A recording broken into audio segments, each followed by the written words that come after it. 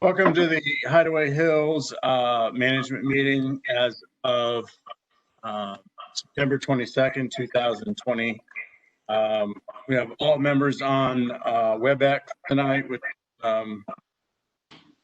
due to just some concerns around the COVID situation. Randy Swetnam is on vacation this week, so he will not be joining us. Just one thing, if we aren't talking, it would be helpful to mute our microphones. There's less feedback if we do that. Yep. Just be conscious when you go to talk, to click it. So we will be posting this Wednesday morning as the board meetings do, and it'll be on YouTube Wednesday morning when people do finally see this. So I'll walk quickly through the numbers. And then I've sent you guys some information today just to have so that you have it for the discussion. We have no invited guests today. Our capital fund is $155,975. Appreciation fund is $196,451. Our delinquency as of 9/15 $22,469, largely unchanged from 8/15. Our road delinquency is $37.80, largely unchanged from 8/15. Popular Bank has 101,501, and a dam repair checking at 138,455. I will say one of the items I sent you in PDF form was the checking capital depreciation and dam assessment accounts. You will note on page 2, which is the second page of the dam assessment account, noting the $80,534 transfer from going out of capital into the dam assessment account, and the 22,026 going out of depreciation into the dam assessment account. That was per the board recommendation of the board and per the what the board has approved. So those transfers have been made. Just wanted you guys to see that. Any questions on the numbers? No, I'm good. No. I am going to move on. I sent all of you a copy of the funds transfer. I don't know if I can actually, I can probably share it. I'm going to try to share it for people to see it out there in the cyber world. So you'll note we did make on page 2 of this document, we did make $51,000 of transfers in August. That's pretty good. 53,100 of transfers in August. We are at 247,282 of funds unfunded. Now, keep in mind that's at the higher depreciation and higher capital funding level. So I know it looks like we're not making progress, but we are generating cash, and that should amp up drastically in the month of September, as the new month, as the assessment increase kicks in September 1st. So we should start getting that pickup coming in, and hopefully we'll continue to whittle that. So I'm going to try to stop sharing this. One other thing I wanted to point out, and I'm going to share this as well, maybe. Just give me a second. One of the things the board was adamant about, and I think we had it in our recommendations, was with the change in the amenity fund, capping at $75,000 for this amenity year, and the amount changing from, it will change effective September 1st from 50% to 40% going to amenities. But we knew we were going to have an excess of new member fees, and the board was adamant that we apply those to the dam loan with Popular Bank. And so Penny today did a great job, put this spreadsheet together. Our amenity year runs from November through October, the way the process works. So essentially we have reached the cap. You'll see August is just a killer month for new member fees, but we've reached the cap. And so we're able to pay $53,096 on the loan. So Penny's initiated a transfer and then she's going to cut a check and mail that to Popular Bank to get as a principal payment to knock the loan down some even more. So I think that's a great start. This will reset in November 1. So we won't be able to make any additional payments out of this until we hit the cap again, but we still have September and October new member fees that we can make additional payments on the loan based on this, taking this money out of this fund. Any questions on that? Well, it's good news. That is great stuff. Yeah, I hope, new member fees stay strong and this provides a much needed funding for the club. All right. Any questions before we move on to news and notes? Awesome. So news and notes, we're going to welcome Marty Bendokas to our first meeting. You didn't get to actually join us to see our humor, but welcome, Marty, to the committee. Hopefully we don't inundate you with emails, but a lot going on right now, but we'll try to take it easy on you. But appreciate you jumping in, helping Linda with the look at the deck project. And one thing you'll find, JJ and Rex and Steve will tell you, I'm not afraid to delegate duties and give everyone a fair share. All right, so I can expect a call or a text anytime. You can expect a call, right, JJ? Right. No problem. I'm not afraid to delegate.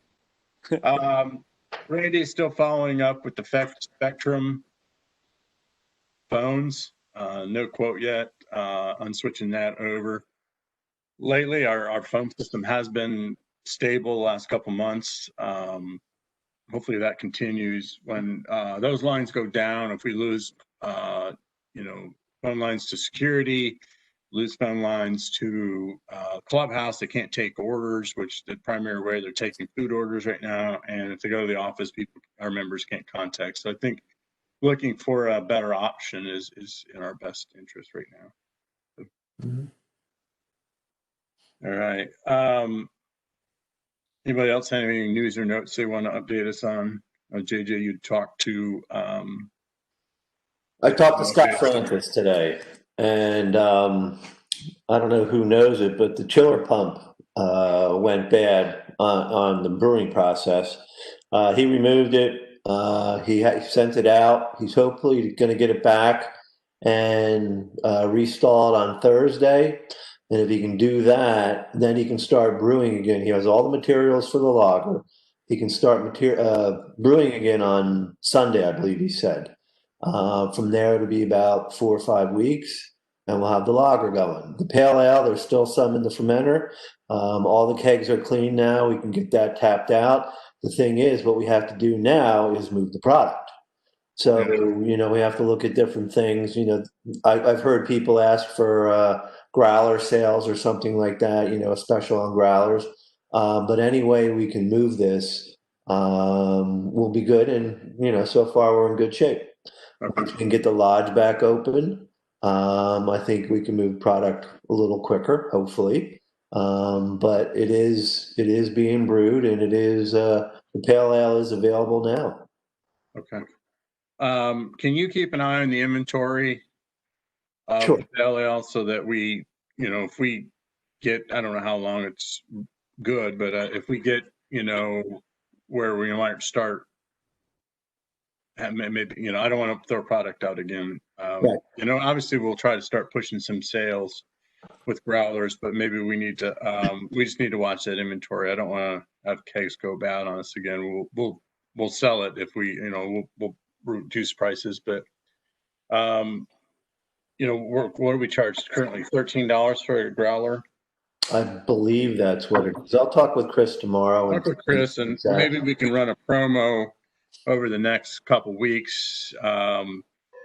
You know, we used to offer a card where you got, I think you filled up 10 growlers, you got one free, or maybe it was 6 and you got one free. But maybe we just do, you know, buy a full price growler, we give them a coupon, and they come back, and the next one's $8 or something. I don't know. You know, you can work out something to get people to buy and get in the habit of filling those growlers again. There is some things I've been thinking about, and I'll discuss them with you just to move things forward. We also have with the HAA, I think the social committee had the sales of the shirts, and they have the smaller growlers too. Yeah. Which, you know, may be a little bit harder to fill, but I'll look into that and see. That should be discounted too because it's not the full growler. But No, I think they were selling those for $10, but it's only 40 ounces. So maybe we need to check the price on that. Might be a little steep. Yeah, I'll try to do the math and see what I can come up with. Okay, great. Anybody else have anything, news or notes they want to update anybody on? Awesome. Request for expenditures. Clubhouse overhead doors need replaced. Still don't have a quote on that. So that's pending. Bremen Gate camera. Randy had got one quote from EPS for $914 to replace that camera. I know, Steve, you had some concerns that's pretty pricey. Well, I just looked into it. Again, I requested a model number from Randy, but I didn't get a response, and I was swamped today. I'll try to get with Penny and see if she can give me an exact model number on it. But I stopped and did look at it on the way through last night, and there's no reason maintenance can't go up there and unbolt a couple lag screws out of that pole, unplug the camera. It's a twist lock connection, and unplug it, install the new one, and plug the new camera back in. Yeah, again, we're not talking huge savings, but you know, we're looking at a couple $100 here. Mm-hmm. You know, that's $200 that we can put towards replacement of the doors at the clubhouse. I mean, it's all kind of about balancing this stuff. Yeah. And again, just back to Worthy, we asked him to get bids on everything over $500, and he got one price quote from the same old guy, the way we've always done it. And that's not the direction we asked him to go on that. So I think we owe it to the membership to do what we put forth as far as the cost. I think we need to investigate that again. Is it totally out? It appears, I've heard reports they've seen vehicles coming in there the other night, so it must be working of some sort anyways. Yeah, I don't know. I don't honestly remember what he said was wrong with it. So, yeah.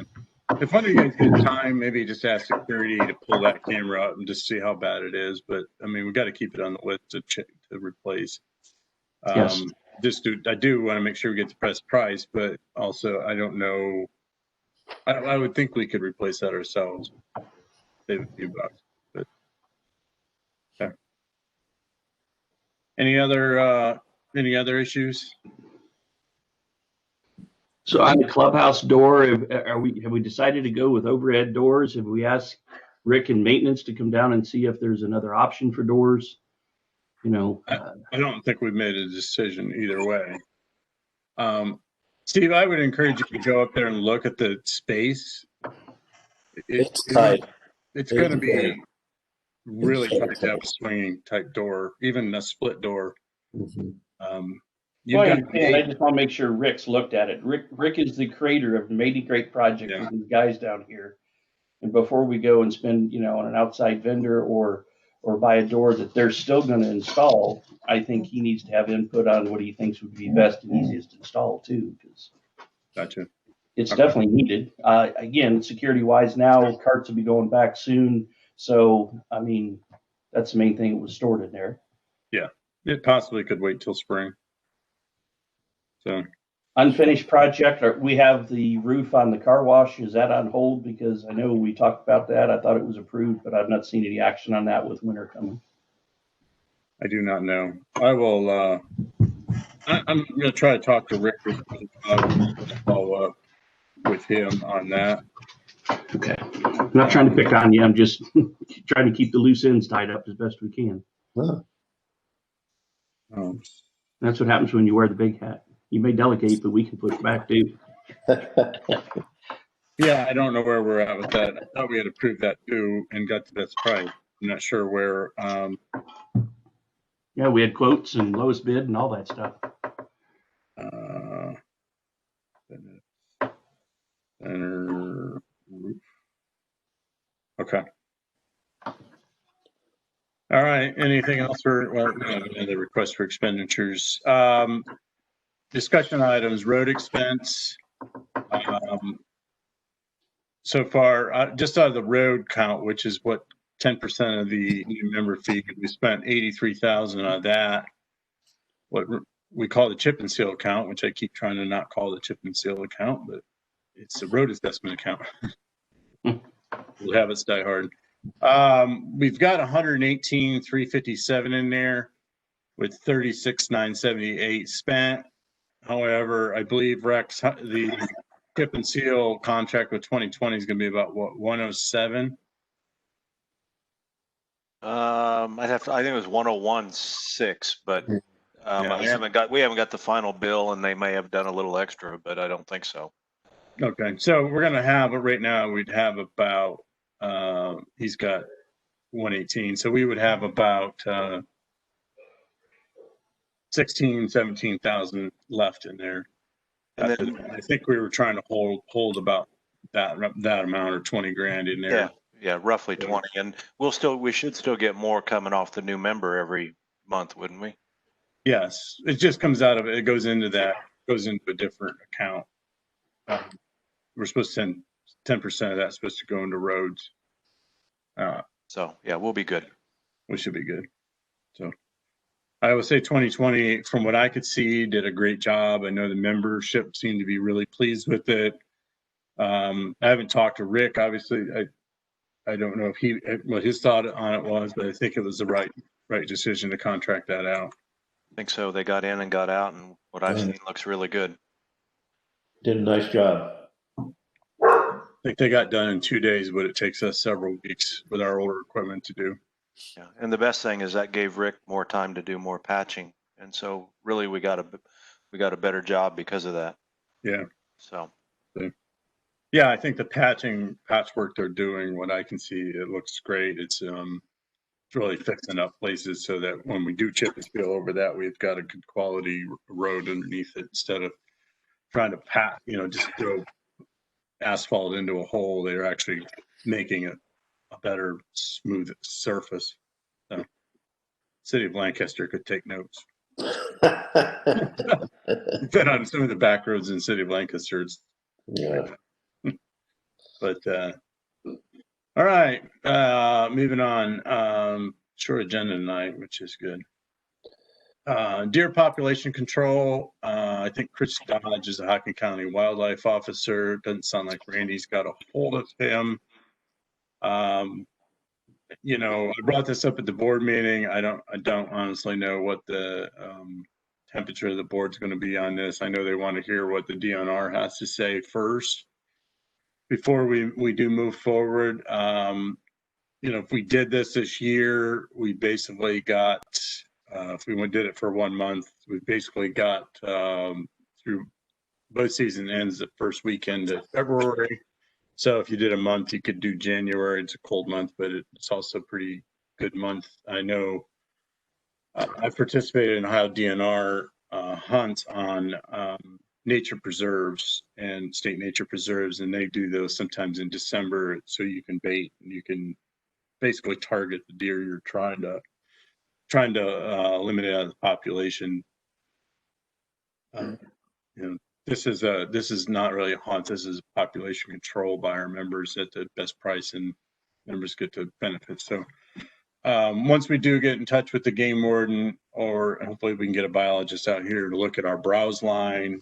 I talked to a guy pre-working here the other day. He said the browse line in here is deer are gonna starve, or if we don't do something. So I know it's probably a touchy issue with the membership. But Anybody have any comments? I have a question for Steve.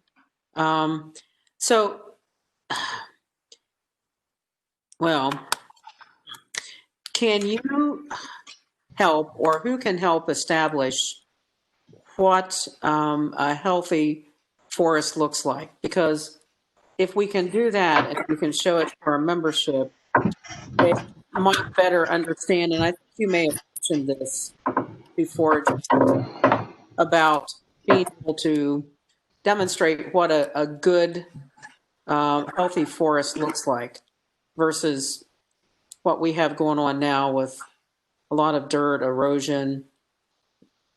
Yes. Yeah. I mean, you know, in the same thing there, you know, so with our deer population, you know, in case people don't understand, I'm not going to try to jump on you, Jim. The browse line, this is the height of things that are green that deer eat that they can reach. Yeah. This is where their food source is. And you drive up and down any road and you can see that this stuff is eroded away. In many cases, it's been replaced by noxious weeds. It's not anything that will hold the hillsides, which adds to our erosion problems, which adds to our ditch problems. You know, our ditches would be easier for the maintenance guys to maintain if we didn't have such a ferocious outfall down the hills of the water. If we could slow that down with good cover vegetation, and there's a lot of different options to do that. Yeah. Steve, And at what's the same time, it may even supply some food, so we don't have people feeding deer and having them chew up their flower beds and things. You know, and being a source for both erosion control and also having a healthy deer crop, which I think everybody wants here. Steve, what is the, it's some kind of ground cover or weed. It's everywhere, but the deer don't eat that. What You're is right. I'm not sure. I don't even want to try to guess here right now, but yeah, I know exactly what you're talking about. Linda, It I would be think the things that could be answer cleaned out. is getting a DNR officer in here, or I wish they would send a biologist down, but they might not. Just to look at the forest and tell us what a healthy forest should look like as far as, I mean, I've been in woods that aren't overpopulated, but these guys are trained in this to say, hey, your browse line is, they're just wiping everything out. There's no ground cover. You're getting erosion. Your other animals are suffering because there's not things for them to eat. So, And the potential on that side is too, there may be program money or grant money from them too to establish these areas. We may have to do some of the work ourselves, but there could be some help with some plantings or seed and things like this too. So yeah, I mean, Jim's definitely got the right idea. We just need to make the contact and get in here. And I guess if Randy doesn't have any success, then I'll volunteer to jump in or something. I'll try to call either Fairfield or Hocking County game wardens tomorrow and have a discussion with them. Paul had a good relationship with the Fairfield County game warden. I've met him a few times. He's a good guy. I'll try either him or Chris Dodge, which is Hocking County, and see if I can get any traction, get one of them in here. Yeah. I think we just need somebody with some a little more. Any other discussion on that? RFID access. Randy's put on here Alan Kramer, PSX company. I don't know if he's reaching out to them to get a bid. I know we had Signature Controls give us a bid on an RFID gate system. I think that's still on my radar of things we need to actively explore. I mean, I don't think it's going to happen anymore in 2020. I think funding the dam assessment account is priority one in my book, but you know, I definitely think it needs to be on our spring priorities. I don't know if anybody else is. Jim, PSX did some work for the commission I used to work for, cameras, security, such like that. They're pretty solid. They're pretty big. I do not know Alan Kramer, but you know, he's probably the Midwest representative. I could call back east to see, you know, who's handling what, and we can go from there. They're a good group. They're a good group. Okay. It'd be worth definitely getting a quote from them. I think Signature, we had a couple different quotes. We'll definitely want to get 3 to 4 quotes. Make sure we get the right product we want and the right price. And I definitely think it'll tighten up our security a lot. I know there's still people getting in the back gates. Well, it's a security issue, and you know, as we still have the ever-present package issue to deal with too, Yeah. not having for them, you know, finding a solution, this gate system will not rely on those security guards having to hand check guests in and things like this, because that access will be granted through the membership. And you know, this could be a partial solution on the package thing too. So these things do fold together pretty nice. It's just, you know, when the time's right on all of it. But you know, security is still one of the highest priorities for people down here. It You know, is. whether they agree at the expense or not, it's a big deal, and the package is a big deal. Caught a lot of traffic lately, so. Yes. You have any comments, Marty or Rex? I think that's one of my main priorities. So, yep. Yeah. I'm just glad JJ beat me to the mute button because I was getting ready to volunteer for that job, but he did. Did I volunteer again? Oh, jeez. Yeah, you volunteered. Yeah, you Yeah, did. I think it's going to be a big project. I definitely think spring. I want to try to push that project along quite a bit. I think we should be in a position to do that. So, all right. There's really nothing else on the agenda. Anybody else have anything else they want to bring up? It was like a lightning quick meeting, but that's all Randy had on here for us, and nobody else had a lot of stuff to add. I will update. We're still working with food service on an October 15th date. It may get pushed back a week. We want to open it right, but we've also got, we've got trying to deal with employees. Keep in mind employees would only work for a couple months before we shut down to try to do a remodeling of the facility. And also keep in mind, we've got to follow strict COVID guidelines. COVID's still around. We still have to follow it, the guidelines, and people can't wander around, drink, and servers have to wear masks.